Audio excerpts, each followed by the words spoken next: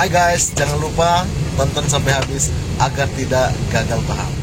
Assalamualaikum warahmatullahi wabarakatuh. Salam Indonesia Jaya.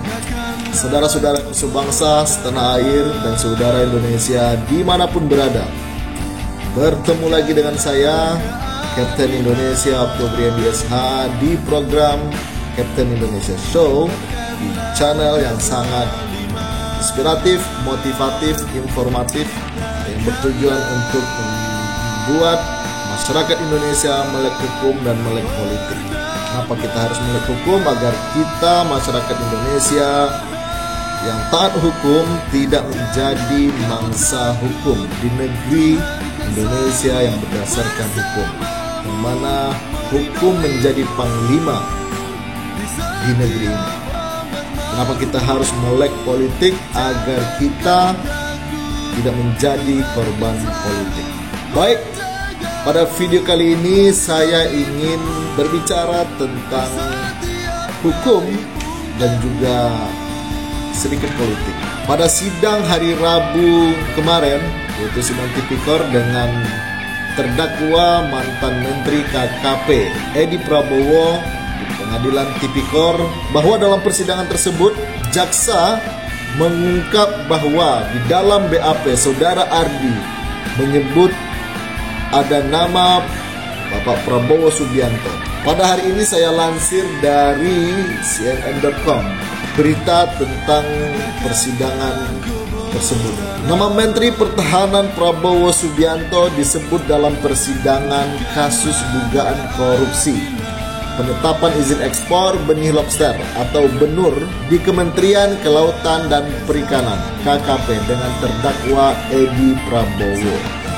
Hal itu terungkap ketika jaksa membacakan berita acara pemeriksaan saksi Ardi Wijaya selaku manajer ekspor impor PT Dua Putra Perkasa Pratama atau disingkat BP3 dalam sidang di Pengadilan Tindak Pidana Korupsi Jakarta pada hari Rabu tanggal 28 kemarin, bulan April 2021. BAP itu berisikan komunikasi antara Ardi dengan pemilik PT DP3 Suharjito terkait dengan PT Aero Citra Cargo atau disingkat dengan ACK.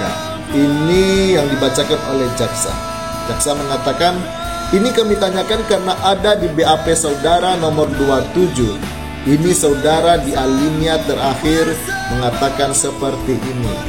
Suharjito kemudian menimpali bahwa PT ACK itu tidak bisa dipecah oleh orang lain atau dipergunakan oleh orang lain karena punya Prabowo khusus.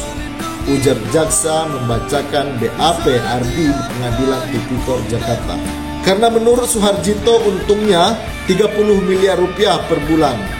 Kalau ekspor 1 juta sampai 5 juta per bulan, pasalnya menurut Suharjito adalah 1.600 kali 5 juta ekor. Dan kemudian saya tambahkan bahwa biasanya uang itu cash-cashan diambil dari pihak KKP. Lanjut jaksa membacakan BAP. Jaksa lantas menanyakan sosok Prabowo yang dimaksud dalam BAP tersebut.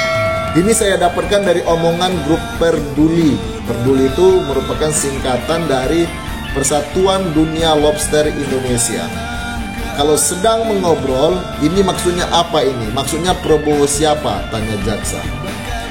Kalau yang saya tangkap Pak ya, beliau pasti mengaitkan itu dengan Pak Prabowo, jawab Ardi.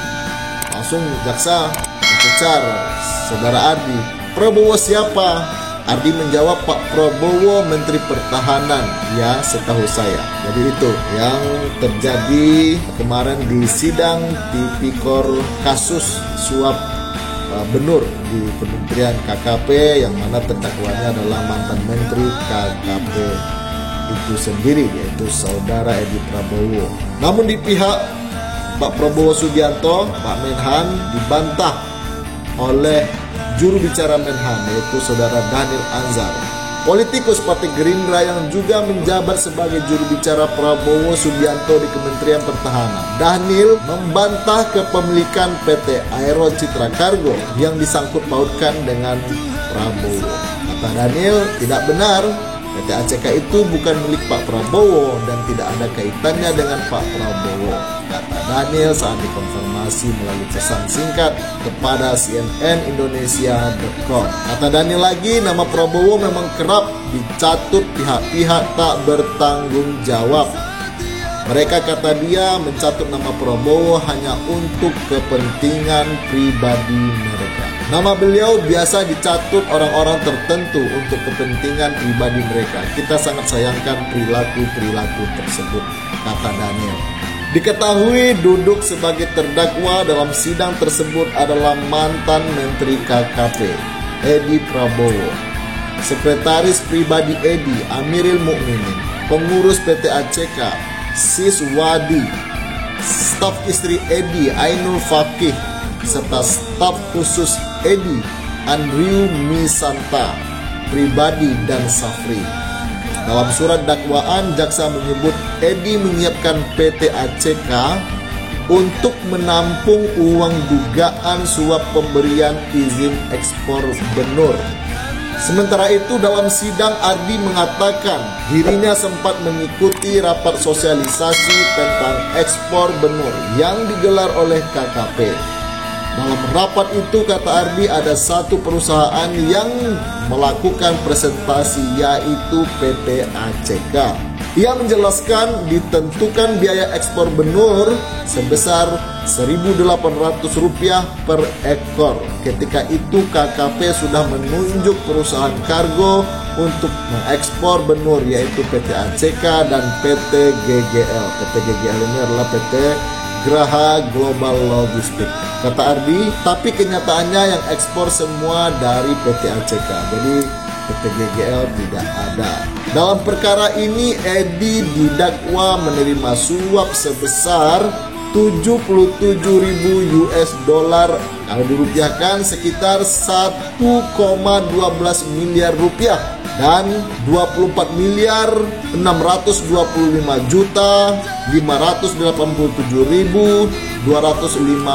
rupiah dari sejumlah perusahaan terkait izin budidaya lobster dan izin ekspor bening lobster atau disingkat BBL. Uang sebesar 77.000 dolar Amerika itu diterima Edi dari pemilik PT DP3 Suharjito.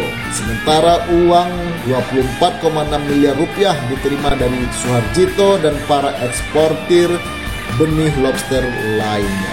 Karena melakukan itu, Edi didakwa melanggar pasal 12 huruf A atau pasal 11 Undang-Undang Pemberantasan Tindak Pidana Korupsi, Junto pasal 55 ayat 1 ke 1 KUHP, Junto pasal 65 ayat 1 KUHP.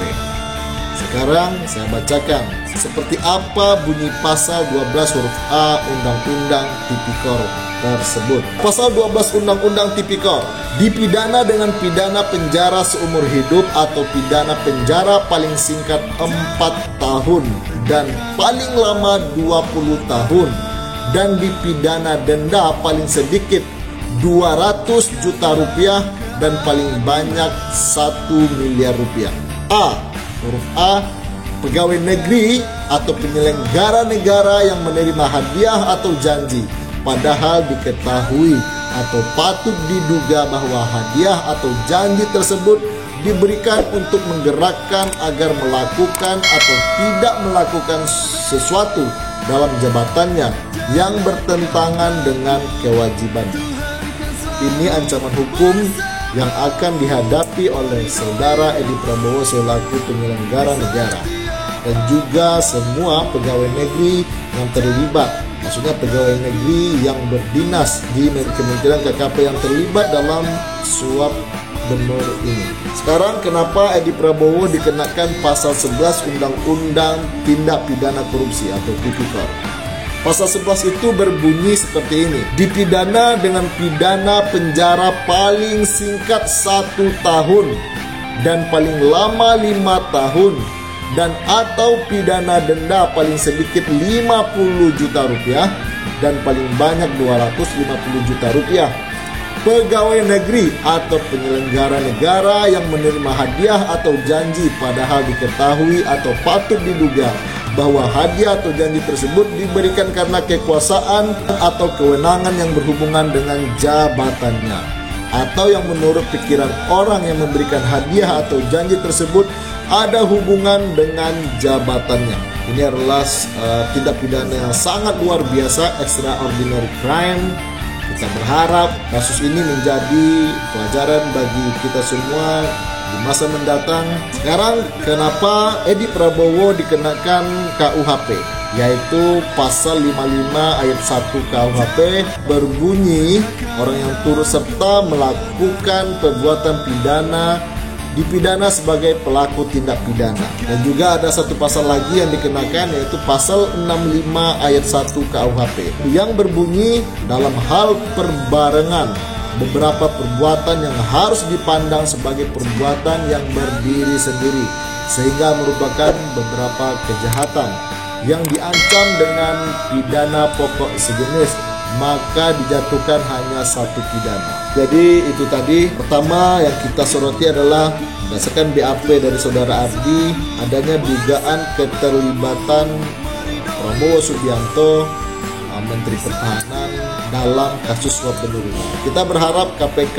tentu tidak berdiam diri saja dan benar-benar mendalami keterlibatan penyelenggara negara ataupun siapapun dalam kasus korupsi di negeri. Kita berharap KPK yang mewakili negara di sini strong, kuat menghadapi siapapun maling uang rakyat, siapapun koruptor di Indonesia. Tentu ini tidak hanya menjadi tugas dan tanggung jawab KPK saja untuk mengungkapnya.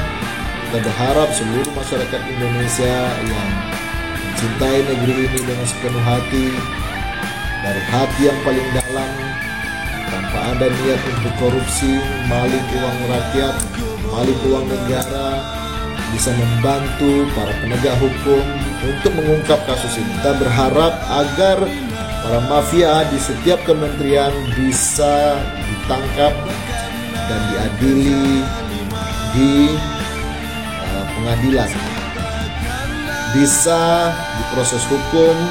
Dan tentunya tujuan kita ini menyelamatkan uang negara benar-benar digunakan untuk kepentingan negara, untuk kepentingan rakyat, untuk kepentingan masa depan negara, untuk kemajuan negara kita. Karena masih banyak permasalahan yang tentu harus diselesaikan oleh negara agar negara kita menjadi jauh lebih baik. Tentunya uang-uang yang dikorupsi oleh para koruptor itu bisa juga kita jadikan untuk membangun infrastruktur dari Sabang sampai Merauke, atau juga bisa digunakan untuk membayar utang negara yang sekarang sudah menyentuh lebih dari 6.000-an triliun. Pada intinya uang itu bisa kita gunakan untuk membayar hutang negara kita yang sedang membengkak. Itu saja dari saya, semoga bermanfaat. Jangan lupa subscribe, like, comment, dan share video saya ini agar kita semua melek hukum, juga melek politik. Saya Kapten Indonesia Oktober DSH. Salam Indonesia Jaya. Assalamualaikum warahmatullahi wabarakatuh. Mari bersatu seluruh rakyat Indonesia, melawan menekan yang tidak amanah. Nasib kita tak akan pernah berubah jika bukan kita yang merubahnya. Mereka tak peduli akan nasib bangsa ini. Mereka sibuk memperkaya diri. Katanya mengabdi, nyatanya menggerogoti. Mereka maling uang rakyat sendiri.